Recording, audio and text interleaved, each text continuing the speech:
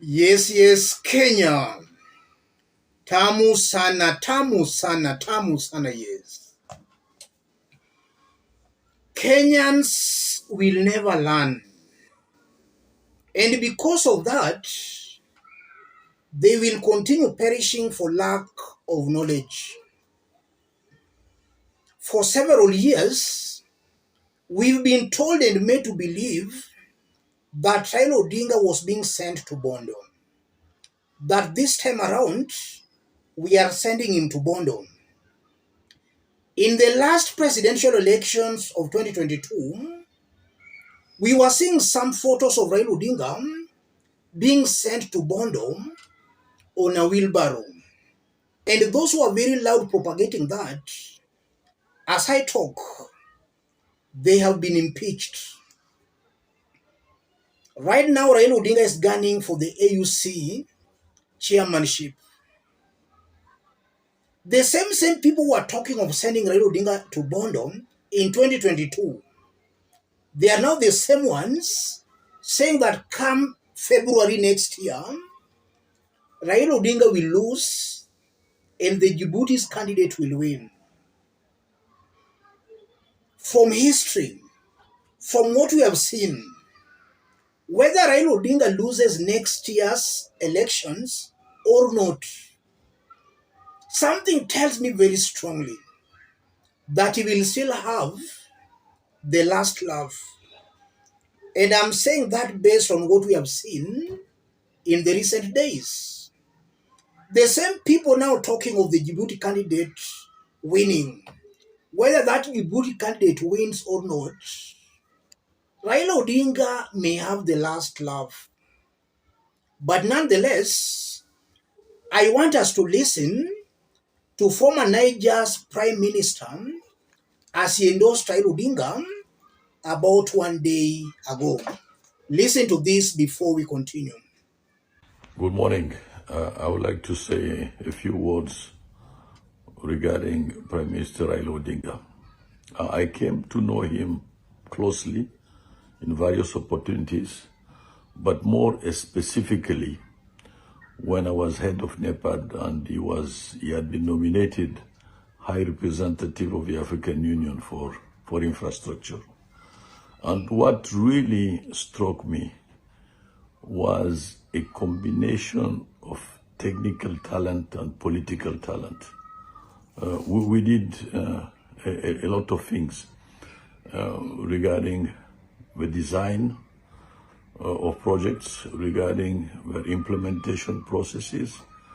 And he was a man who gets his hands on the nitty-gritty and the complexity.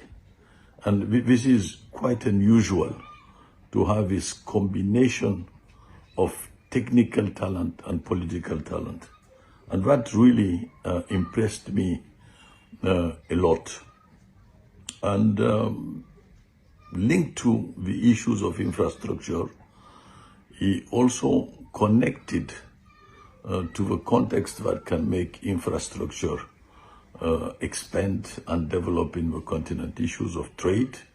And in whatever region he was talking about, he had a good knowledge of that region, from north to central to west to southern. So I have an admiration for that capacity because it is a rare capacity. Et c'est ce point que je voudrais illustrer, cette combinaison entre une capacité technique et une capacité politique à voir les choses.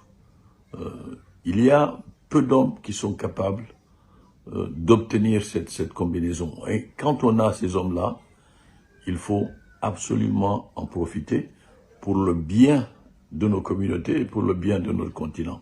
Et c'est pour cela que je tenais à faire ce témoignage. I thank you very much. That's former Niger's Prime Minister. Niger is a predominantly Muslim country.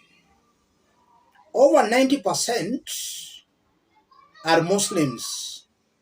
And we've been told that that country supports the Djibouti's candidate because it's a Muslim country.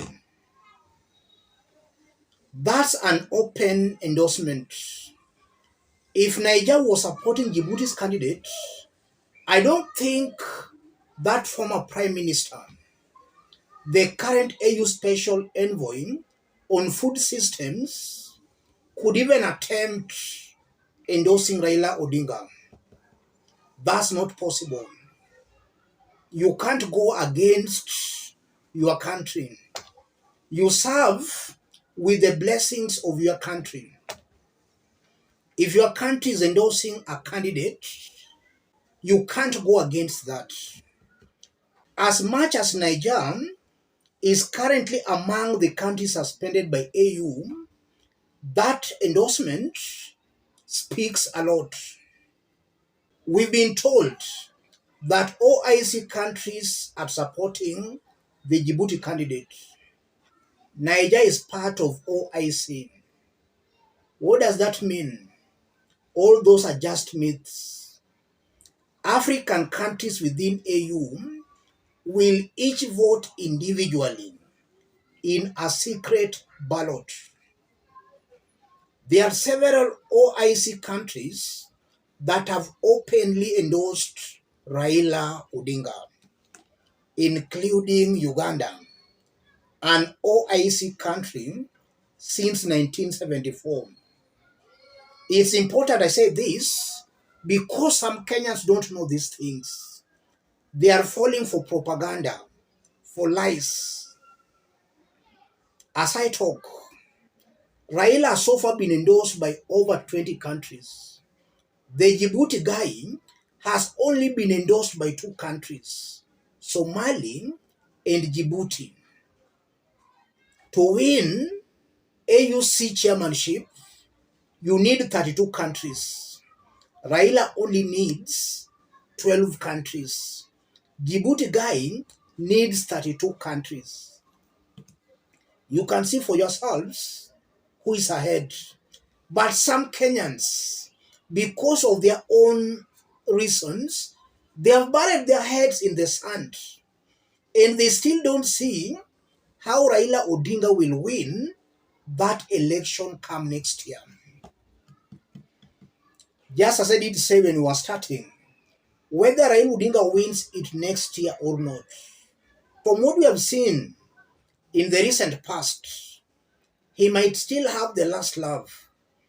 And those thinking that they will send him to Bondom come February next year, they might find themselves in some tight corners. So Kenyans should and must acquire wisdom. My people perish for lack of wisdom. That Niger's former prime minister is currently AU special envoy on agricultural systems. And if you find him now endorsing Raila Odinga, he might have looked at the candidates. So he wants to align himself with the candidate most likely to win. That's what is happening here, ladies and gentlemen. Kila mtu anajipanga na ile pande anaona inaweza shinda.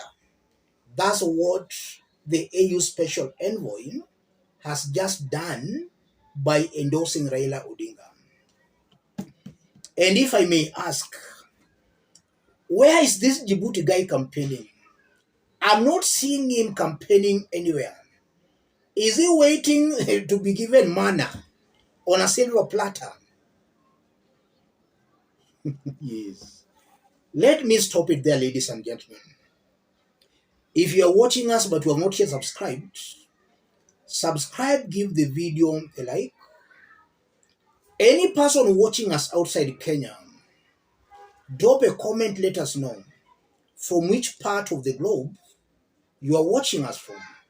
If possible, subscribe, give the video a like. Kenyans should learn to be patriotic.